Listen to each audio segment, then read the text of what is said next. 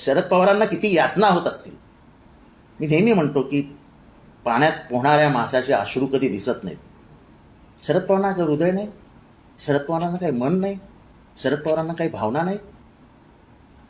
स्टेजवरनं येता जाताना त्यांची चालण्याची स्टाईल, त्यांची अशी दुर्लक्ष करण्याची स्टाईल माणसाला इथे जखम होते. एका सभेमध्ये ते एकटे उभे होते, मागणं अजितदादा निघून गेले.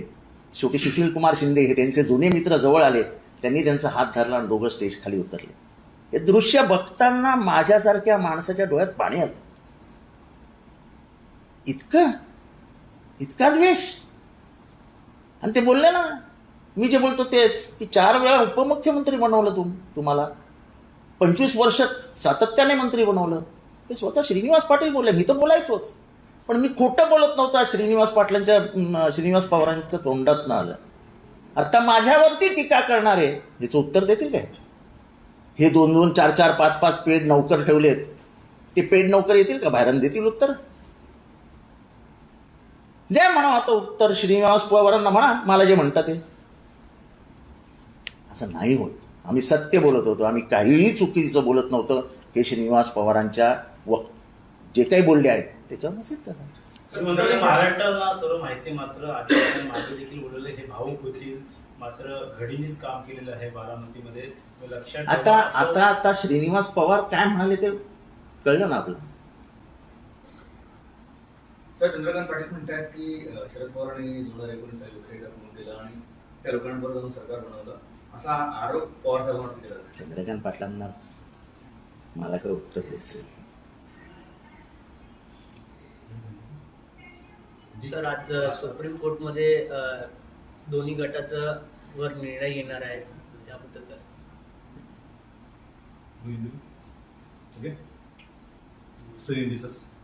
नाही, काल एक निळ्या कपड्याची तुमच्या टीव्हीवर खूप वेळा दाखवली गेली. तो निळा कपडा होता, त्याच्यावर ना कुठला हे होता ना काय होता ना सिम्बॉल होता, तरी तुम्ही लोकांनी दाखवलं. मला कोणीही त्याच्यावर हत्ती किंवा त्याच्यावरती एखाद्या पक्षाचा सिम्बॉल असला तर नक्की दाखवावं. मी उभ्या समुदायाची माफी. आंबेडकर कोणी मला समजवायला जाऊ नका. जे पक्षाच्या कार्यालयात बसून जातीयवाद करत होते, मागासवर्गीयांना दरवाजाच्या बाहेर उभे करत होते, त्या प्रफुल्ल कांबळेला विचारा त्याला कशी वागणूक मिळायची. तेव्हा मला अक्कल शिकवायला जाऊ नका. मी एवढंच सांगतो, तुमच्या नेत्याचा एक निळा झेंडा हातात घेतलेला, एक नोळी टोपी डोक्यावर घातलेली, आणि एकदा तरी जय भीम म्हणतानाचा व्हिडिओ दाखवा बरं. ते मिथे असावं लागतं.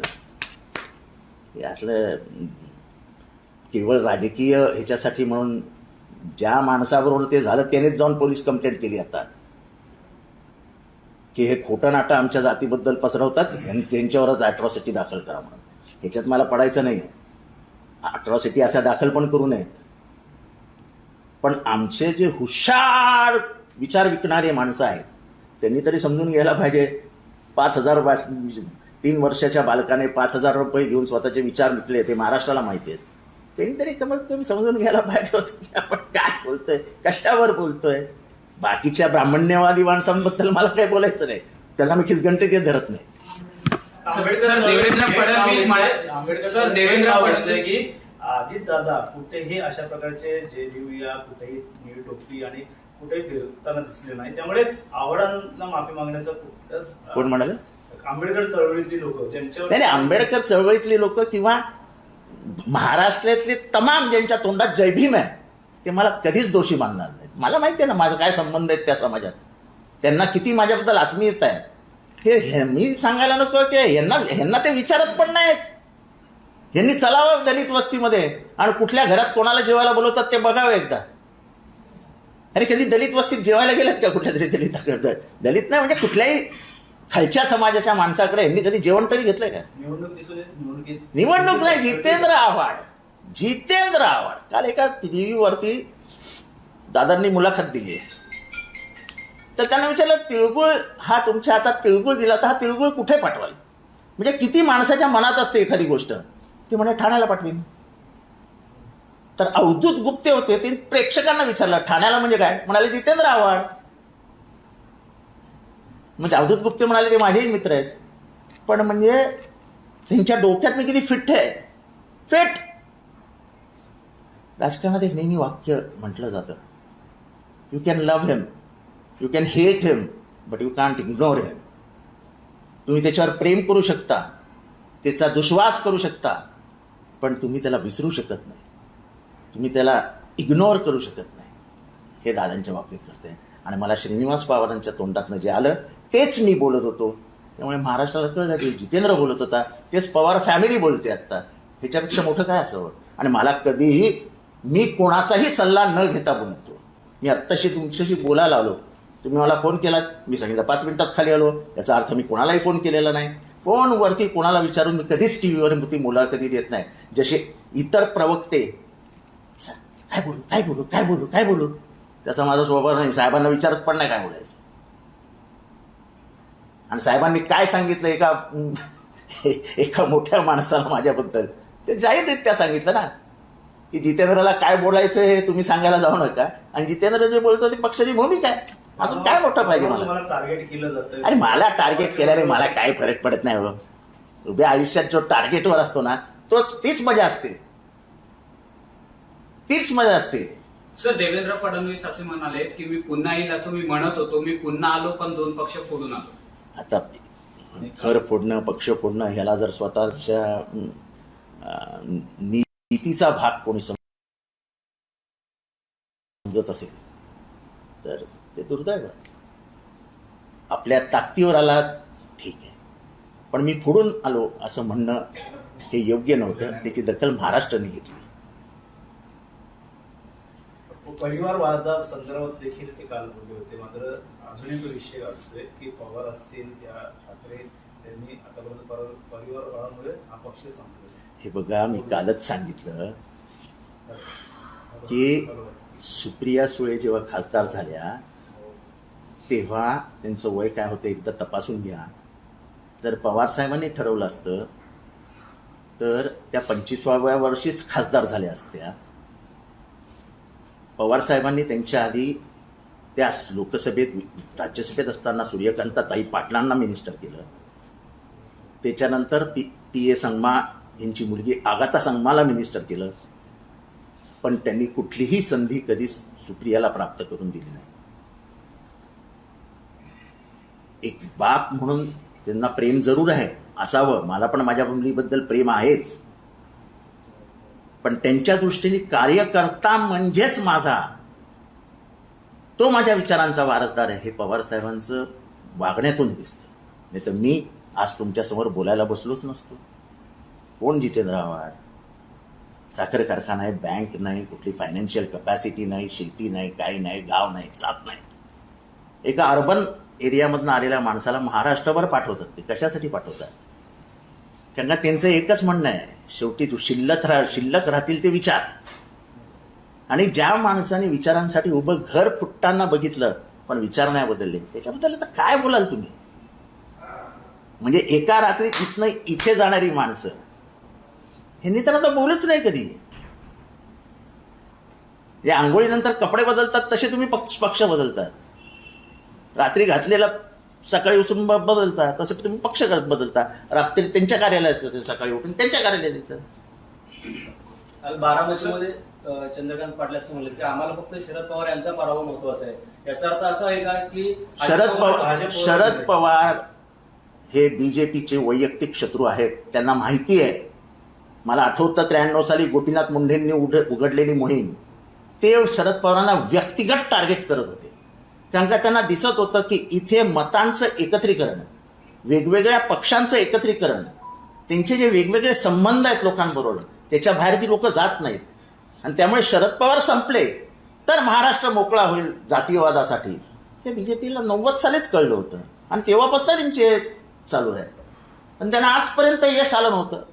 पण अजितदादांच्या रूपाने मोठा मासा त्यांच्या गळाला लागला.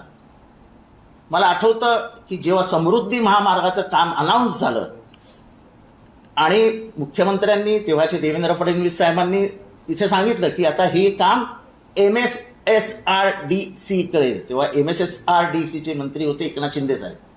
तेव्हा मी विधानसभेत ओरडलो होतो, मोठा मासा गळाला लावला. आणि ते अंतिमतः सत्य झालं. हे माझं वाक्य होतं, मोठा मासा गळाला लावला. चंद्रकांत दादा पाटील बारामती मोजले आहेत. अजित पवार नितीन म्हणजे याचा अर्थ असा आहे की शरद पवारांना हरवण्यासाठी अजित पवारांना सोबत घेतले. त्यांना ते घरच उडवायचं आहे, त्यांना ते घर संपवायचं आहे. जसं त्यांना ठाकरेंचं घर संपवायचं आहे, तसं त्यांना पवारांचं पण नामोनिशान मिटवायचं आहे. महाराष्ट्र एवढा कृतज्ञ नाही. महाराष्ट्राला शरद पवारांचं योगदान माहिती आहे, महाराष्ट्राला बाळासाहेब ठाकरेंचं योगदान माहिती आहे. मी त्यांच्यावर खूप वेळा टीका केली आहे. लगेच बोलतील तू तर टीका करायचास, पण माझ्या टीकेने ते छोटे होत नाहीत, त्यांचं कर्तृत्व अमान्य होत नाहीत. वैचारिक मतभेद असूच शकतात आणि ते असायलाच हवे. सक्षम सुदृढ प्रगल्भ लोकशाहीमध्ये वैयक्तिक मतभेद कुठलंही स्थान नाही, वैचारिक मतभेदाला स्थान आहे. पण तुम्ही वैयक्तिक हल्ले करता. माझ्यावर होणारे हल्ले प्रत्येक वैयक्तिक असतं. माझ्या विचारांवर हल्ला करा बरं, कोणाची हिंमत असेल तर करावं. मी उघडपणाने भूमिका घेतो ना, करा माझ्या विचारांवर हल्ला.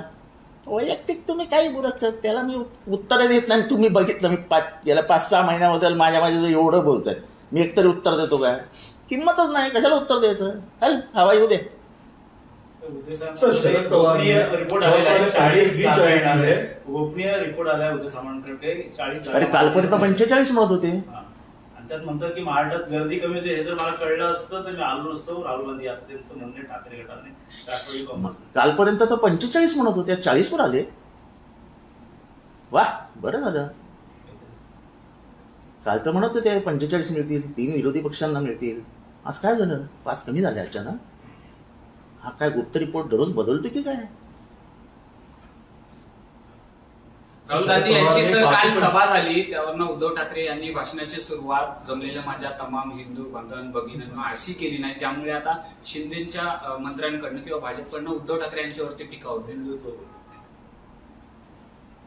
हिंदू कोण हे सर्टिफिकेट काय बीजेपीकडनं घ्यायचं काय? या मंत्र्यांकडनं घ्यायचं? हे शिकवणार हिंदू?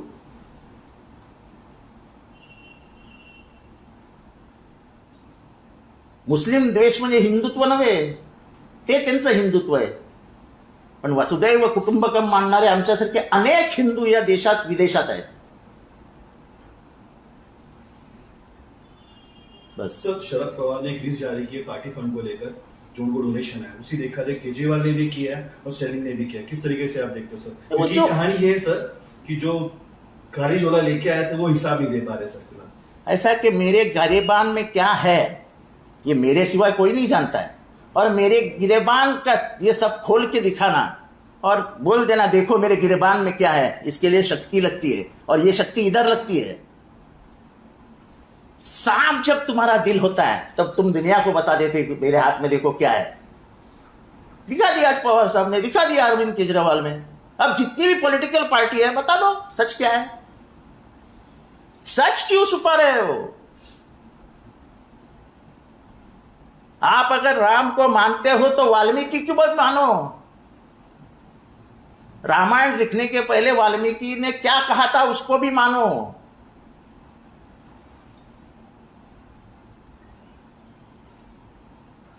सर, दूसरा सवाल ऐसा है कि जहां जीएसटी की रेट गिरी थी वही फार्मास्यूटिकल कंपनी के सबसे ज्यादा पेमेंट दिख रहे हैं लिस्ट के अंदर. देखो ऐसा है कि आप जीएसटी का नाम सामने नहीं आया था वो लिस्ट में, ईडी और सीडी के लिस्ट में जीएसटी का भी नाम आ रहा है थोड़ा सा. ऐसा है, जीएसटी की रेट्स का सब सच्चाई सामने आ गई, सब सच्चाई सामने आ गई. मैंने मेगा इंजीनियरिंग के बारे में कहा था, इधर ही टनल बन रहा है ये बोरीवली के आसपास.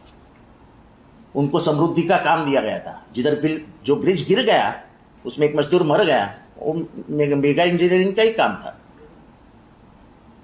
मेगा इंजीनियरिंग को काम मिला और दूसरे दिन पैसा जाता है अंदर. इसका मतलब क्या है? मैं तो सुप्रीम कोर्ट से कहता हूं और कोई वकील से भी कहता हूं कि अगर सुप्रीम कोर्ट ने कहा है, मैं नहीं बोल रहा हूं, सुप्रीम कोर्ट ने कहा है कि ये जो पैसे का रेलचेल था, जो बॉन्ड्स थे, इलेक्टोरल बॉन्ड्स, ये अनकॉन्स्टिट्यूशनल थे, असंवैधानिक थे. तो अगर ये असंवैधानिक थे तो इसका मतलब जमा हुआ किया हुआ पैसा ये भ्रष्टाचार से आया था, और भ्रष्टाचार से आया हुआ पैसा कानूनन जब्त किया जाता है, कॉन्फिस्केट किया जाता है.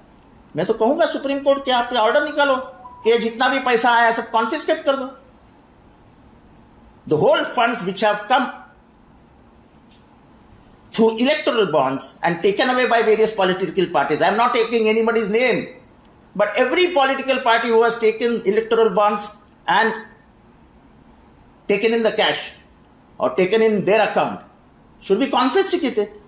And those who have paid it should be inquired, why have you given so much of 271 रुपए का उनका टोटल टर्नओवर है और वो 550 करोड़ रुपए जाके देखे थे. ये अंडर कवर कंपनी थी, इसमें कोई बड़ी मछली घुसी होगी और इसीलिए उन्होंने कहा था इसमें गुप्तता रखी जाएगी, हम किसको नहीं बताएंगे. एसबीआई भी बोल रही थी हम किसको नहीं बताएंगे. क्यों? तुमको लोगों के घर की मालूमात चाहिए रहती है, उनके फोन टैप, ये टैप, वो टैप, वो टैप, उसके पीछे आदमी. जरा कभी वक्त मिले तो गडकरी जी से पूछिए कि तुम्हारे घर में कैमरा किसने लगाया था. बहुत बातें बोल दी जाएगी तो. सर आखिरी सवाल सर आपका. फडणवीस ने कहा है कि मैं खुद आया और मैं वापस आया, मेरा वचन मैंने पूरा किया, 2 पार्टी खत्म किया गया था.